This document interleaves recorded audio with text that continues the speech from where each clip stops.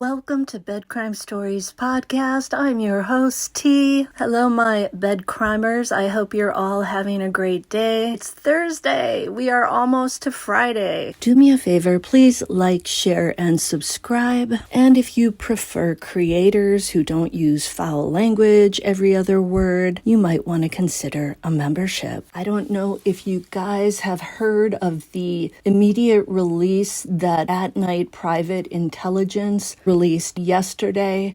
AtNight is working with Dog the Bounty Hunter and Seth Rogers and Tony Mathis on the Sebastian Rogers case. I'm going to read you the post right now. It says for immediate release, April 2nd, 2025. AtNight, in collaboration with Dog the Bounty Hunter, has released a strong response to recent remarks made by Chris Proudfoot, the alleged stepfather of Sebastian Wayne Drake Rogers. Sebastian vanished from the Proudfoot residence on February 25th, 2024. Mr. Proudfoot has publicly mocked and belittled the $447,000 reward offered for credible information leading to the recovery of his missing stepson, a reward that exists because of the failure under his roof. He has called it a, quote, joke, a remark as outrageous as it is revolting.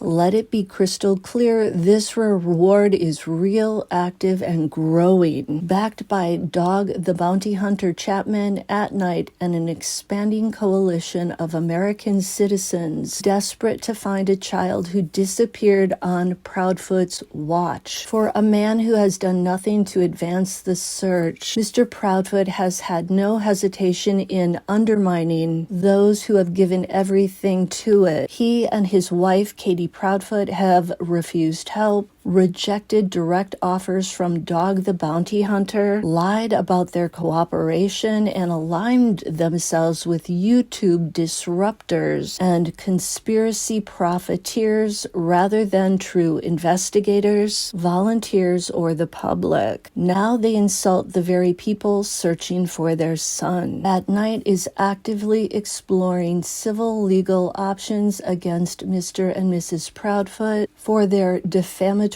conduct, willful misrepresentation, and interference with the search for Sebastian. Their repeated lies and coordinated distractions have placed legitimate efforts and the safety of the public in harm's way. If Sebastian was kidnapped, it means that a predator still lurks in the streets of Sumner County. This is not merely negligent, it is dangerous. We will not tolerate it.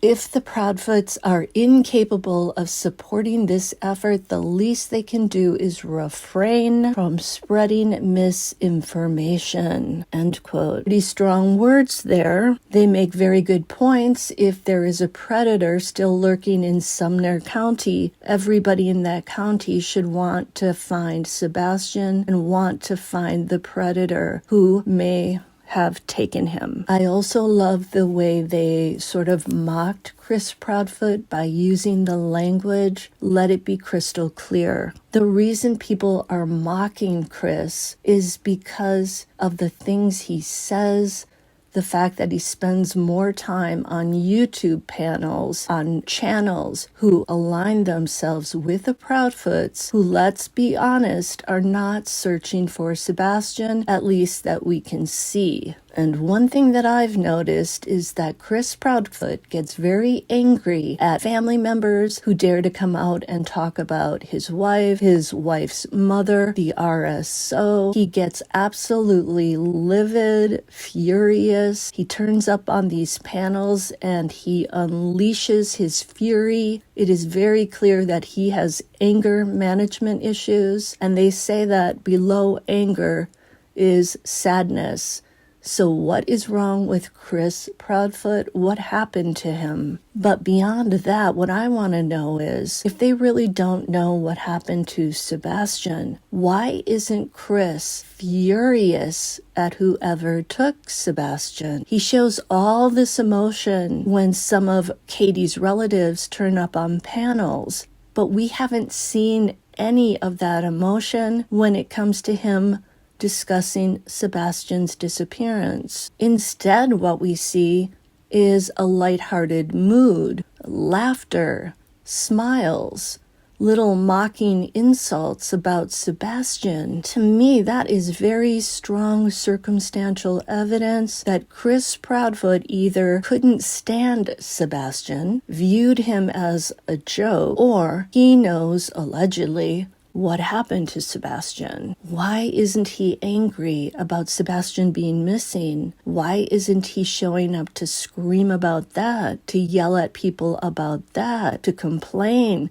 to say it's been a year? Why hasn't law enforcement found our son? There's absolutely no evidence of Katie and Chris legitimately searching for Sebastian. If that was your child, I am pretty sure you would be out on the pavement every single day, looking in every nook and cranny, and you would not reject help from professional searchers who are offering their help to you. You'd want everybody rallying and helping you. Now, last night on the Mob Crew, Chris, who is the host, made a very good point. He was looking at the school bus's arrival in the neighborhood on that Monday, February 26th of 2024. That's the day Katie said that Sebastian wasn't in his bed. Well, Katie was outside when the bus for the high school was out there picking up kids. She was within yards of that school bus. So if she was concerned that Sebastian may have somehow headed to school without letting her know, which is pretty much ludicrous, but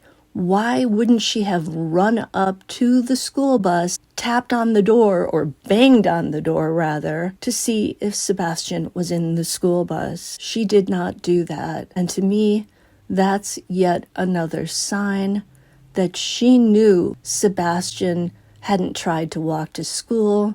He didn't get on the bus without her knowledge. If your child was missing and you thought that he might have tried to go to school, you would have banged on that school bus door to see who's on the bus and if the bus driver has seen Sebastian. Why aren't Chris and Katie organizing a grid search that goes beyond the 5-mile radius and or that recovers the 5-mile radius and then goes well beyond it? This whole case stinks to high heaven, like sweaty, nasty feet. The quote of the day that I think is germane to this video is, quote, "The truth is incontrovertible. Malice may attack it and ignorance may deride it, but in the end, there it is." Winston Churchill. And here's the song that I want to share with you today. This is one of my favorite tunes. It's by the Rolling Stones. It's called Monkey Man, and I just love it for the guitar work at certain points. It's just so uplifting and sublime.